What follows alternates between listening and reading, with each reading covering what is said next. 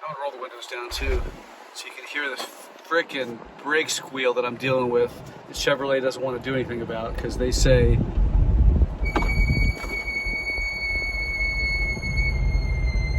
now take a look. This is a brand new C8 Corvette with 3,800 miles on it. If you see my odometer, and they say that high performance brakes, you should expect to have brake squeal. I'm not sure. I was thinking about checking in with Ferrari, Porsche, Lamborghini, and see if they feel the same way. Because I don't think that spending 100 grand on a car, I should be dealing with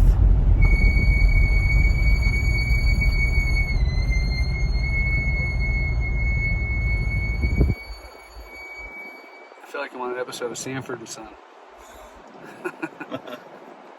Oh, this is my buddy Harrison. Hey.